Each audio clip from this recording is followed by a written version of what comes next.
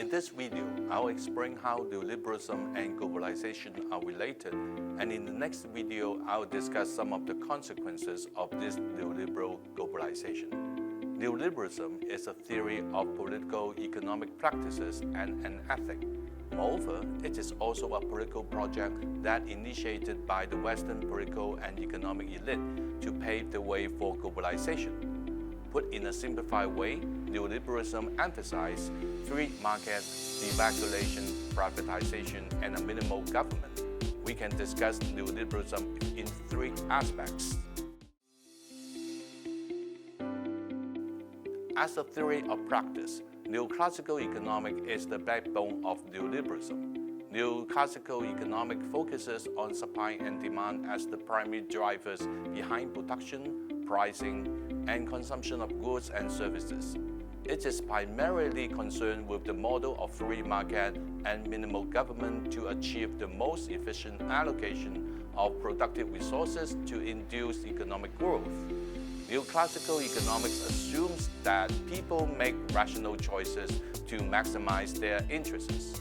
In other words, consumers aim to maximize utility or satisfaction from consumption, while businesses aim to maximize profits. As an ethic, neoliberalism emphasizes individualism and believes that individuals should be free to make their own choices and decisions without excessive interference from the government or other socio-cultural institutions. It persists that individuals should be free to pursue their own interests, as long as they do not infringe on the rights of others. By using market mechanisms, everyone will be better off due to economic growth. Even though everybody is pursuing their own self-interests, under this moral understanding, neoliberals argue against redistributing wealth from the rich to the poor in terms of social policies, like social welfare. It is because these policies not only infringe the liberty of a group of people, but also distort the market operation and hamper economic growth. As a political project, the Western political and economic elite, especially those from the United States and Britain, attempt to dismantle institutional arrangements that favor redistribution and government interference for protection of public interests, and establish a market-based arrangement that allow economic elite to freely maximize their profits. For large corporations to generate more profits and gain more power, the neoliberal project aims at enlarging their market penetration and lower production costs through spreading the neoliberal ideas and ensuring free market around the world. In the 1980s, an agreement known as Washington Consensus between the International Monetary Fund, World Bank, and the U.S. Department of Treasury was reached.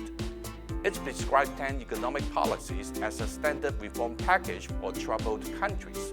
It includes fiscal disciplines, reordering public spending priorities, tax reform, market-determined interest rates, competitive exchange rate, trade liberalization, permitting inward foreign direct investment, privatizing state enterprises, deregulation, and securing property rights.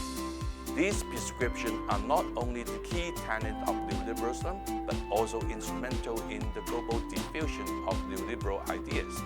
As a result, neoliberal globalization is rapidly developing. Neoliberal globalization can be regarded as the free flows of goods and services, capital, labor, and information. It is manifested in international free trade, global financial market, global labor market, and global media. In other words, it turns the whole planet into a global marketplace, and all the countries involved in globalization are interconnected by dense economic transactions. If something happens in one country, its effect might be transmitted to other countries. The 2008 global financial crisis or the Great Recession is a case in point. Before discussing the pros and cons of neoliberal globalization, let's explain why neoliberalism and neoliberal globalization was widely accepted by ordinary people around the world, even though it was a political project initiated by economic elite. Antonio Gramsci, a Marxist intellectual, developed the concept of hegemony to explain the domination of the ruling class over the subordinate classes. Domination is achieved not only through political and economic control, but also through the ability of the dominant class to project its own way of seeing the world, so that those who are subordinated by it accept it as common sense and natural. Once the subordinated people accept the world view and the ideas of the dominating class as common sense, they would willingly act accordingly. From the perspective of hegemony, we can understand why and how neoliberalism and globalization has been well accepted between the 1980s and 2000s, though they are seriously challenged since the 2008 global financial crisis. To make the neoliberal globalization project well received by the general public, a political leadership has to be achieved. Neoliberals attain their political leadership and obtain the political legitimacy of the neoliberal globalization project with the help of establishing international and moral leadership that turn neoliberal ideas into common sense. In terms of intellectual leadership, the rise of neoclassical economics and the prominence of vocal neoliberal economists such as the late Nobel Prize winner Milton Friedman led to the dominance of free market ideas in both academic and policy circles, which then spread to the broader society through mass media. Additionally, think tanks such as the Heritage Foundation and the American Enterprise Institute in the US, and the Institute of Economic Affairs and the Adam Smith Institute in the UK were established with corporate support to produce theoretical and empirical study along with arguments in favor of neoliberal policies. These economists and think tanks play a significant role in shaping public discourses and influencing policy decisions. Through their research and advocacy, they present neoliberal idea as the most effective and efficient approach to economic governance. They argue that market forces should be allowed to operate freely with minimal government intervention, as this will lead to greater economic growth, individual freedom, and prosperity for all. Their ideas permeate the broader society through various forms of mass media, including newspaper, television, and online platforms. This widespread dissemination of free market ideals further solidify their dominance and shape public opinion. Morally, neoliberals strongly criticize the bureaucratism and fiscal problem caused by the government and welfare agency. Instead, they actively promote an alternative welfare culture that highlights individual responsibility and the connection between individual well-being and economic growth. Neoliberals argue that individual freedom and collective social justice are not necessarily compatible, because pursuing collective social justice often requires individuals to prioritize public interests over their own. While individual interests are concrete and known to every individual, public interests are often abstract, intangible, and may not even exist. Therefore, neoliberals like the late UK Prime Minister Margaret Thatcher asserts that there's no society or public interests, but rather an aggregate of individuals and their individual interests. They believe that formulating policies or regulating markets in the name of public interests and society is simply wrong.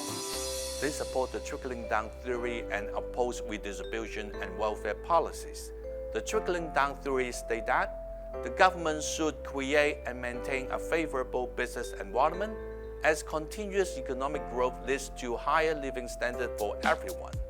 While economic growth may not benefit all segments of the population equally, the poorest population segment will experience an improvement in their living standard if the growth is significant. Implementing tax cuts and reducing tax rates will stimulate business growth and expansion, and the benefits of a thriving business sectors will eventually trickle down to the poorest. Neoliberals believe that the elimination of poverty is best achieved through free markets and free trade, as they are more effective institutions for ensuring economic growth. Directly assisting the poor can foster a culture of dependency and discourage individuals from taking steps to improve their own circumstances. As neoliberals gain intellectual and moral leadership, neoliberal politicians successfully plan and implement their political project. They dismantle institutional arrangements that heavily regulate the market and hinder the profit-maximizing behavior of corporations. Additionally, they promote neoliberal globalization to the entire world.